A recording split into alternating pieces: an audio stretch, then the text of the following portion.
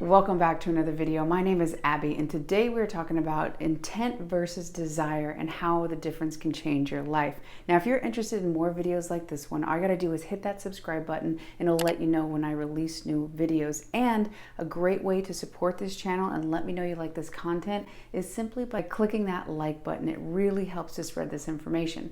So intent versus desire. I'm sure you've heard both of these words used in your life, and a lot of times you'll find that these are sometimes used as synonyms, as if they are equal. And if we look actually at the definitions, you'll find soon that they are not at all equal. The definition of desire is to long for, to wish, a feeling of wanting. And actually the etymology, which is the root of where this word comes from, is basically awaiting what the stars bring. Now you can see in this definition, there's not a lot of participation, there's not a lot of action, and it's always externally focused. So you're longing for something outside of yourself. This thing is going to happen. This person is going to come. Something outside of you. So when you come to intent, is a plan, a design, a state of mind in which an action is done. And its etymology actually comes from turning one's attention to bend or stretch a mind to a certain purpose or objective. Intention has to do with about systematic decisions based on action. It's more about the process and less about the end in mind when it comes to intention. So why does this matter in your life? If you're watching this video right now and there's something in your life that you want to change, whether it be your romantic life, whether it be your career, whether it be about the abundance in your life, a lot of times what happens is people really want to change. They really want that thing outside of themselves. So we know that that is a state of desire. That is a state of longing for. What we also know is that that is a separation, and we'll continue to perpetuate that separation because we're in the feeling of not having it. And if you've watched other of my videos, you know that I love Dr. Dispenza, and he often teaches about the electromagnetic signature that we send out into the universe. That is composed of the thought, which is the electrical charge, and the feeling, the elevated emotion, which is the magnetic charge. So we're sending out thoughts that we don't have this thing, we're yearning for this thing, and we're feeling its absence. So what we're gonna do is send out that impulse, that signature, and we're gonna draw things into our life, draw situations into our life that continually recreate that situation, that desire, that separation from the thing that we want in our life. So how can we move from that absence to a life that we really desire, to those experiences happening in our life? Well, we can use intention. A quick example would be, say you are sitting in your house and you desired an apple. You're thinking of that commercial you saw on TV or that person outside who had that apple and it looks so good and you just yearn so bad to have that apple.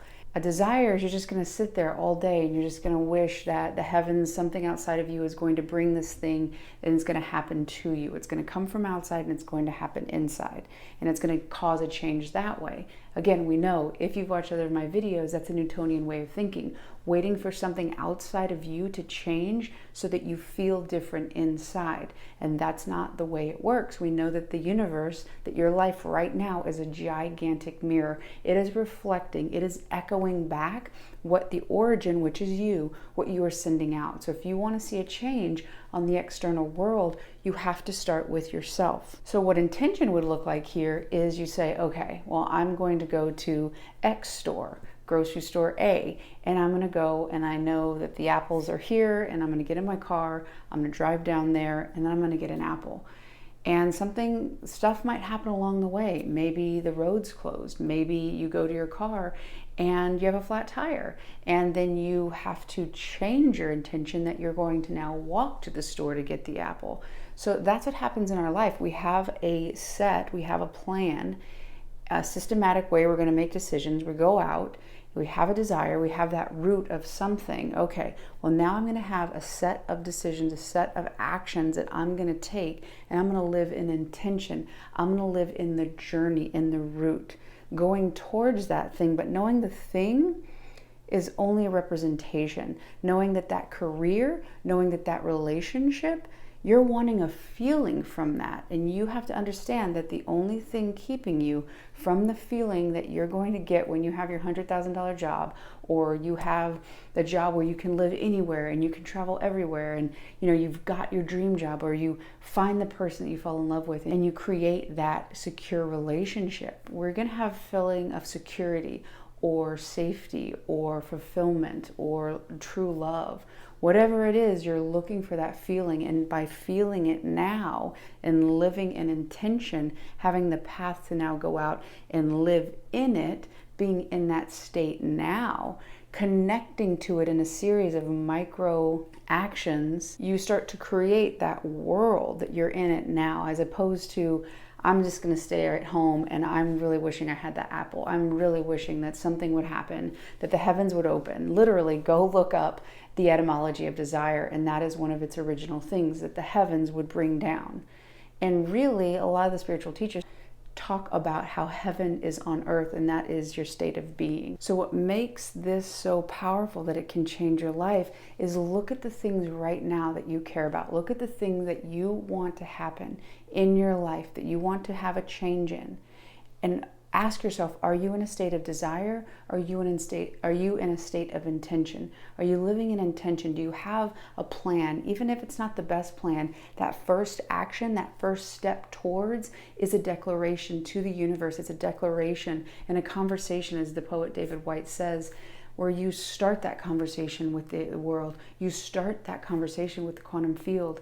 And in that, you start to learn about yourself, and you start to learn about that journey that you're on. As long as you live in desire and you haven't taken that first step, you really don't know what you need, and you really don't know what to do, because you're just going to be distanced from that which you wish to have. Even when you think about it, whatever it is in your life, if it's about financial security, the idea of saying, I wish I was financially secure, it's very murky. It sounds like more of a fairy tale and a fantasy, as opposed to, I intend to be financially secure. That means, when I hear that you're going to do what it takes, you're going to learn as you're on the journey, and course correct as necessary to get to where you intend to go. You are it now. You're changing your being state, and according to Neville Goddard, living in the end, you're bringing that end you into your present moment. You're living in the now. And again, Dr. Joe Dispenza says the greatest state of receivership and the ultimate state of receivership is living in gratitude. So while you're in your intention, while you're living in that state, being grateful for that which you're about to bring into fulfillment. That is another way to superpower intention, by including gratitude into it. So I hope you can see that you have a choice right now. Whatever it is you have in your life that you want to change, you can either stay in a state of desire, which is going to continually keep that experience outside and away from you and leave you in this powerless and actionless state, or you can choose to move towards it and live in a state of intention. What is it that you want to be intentional about? How can you bring intention into your current journey right now, and gratitude to supercharge what it is that you can have in this life? You are the ultimate decider of the story of your life. Who are you being? How do you feel and how do you think right now? Is it in alignment with where you want to be? Are you using how you're thinking and how you're feeling as a way of being intentional on your mission to have that wish fulfilled of living in the end right now? All these questions, I hope, open your perspective so that you can shift into that you right now and bring those experiences by changing your electromagnetic signature in that order form that you're sending out into the universe, so you can see it reflected back, because you deserve it. You deserve to have your dreams come true. I really hope you've enjoyed this video. If you have, hit that subscribe button. If you haven't done so already, hit the like button, and I'll see you on the next one.